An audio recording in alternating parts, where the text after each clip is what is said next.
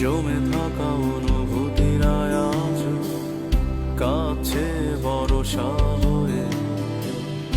এপিটাফে রাজকন্যা তুমি, আমি পরাজিত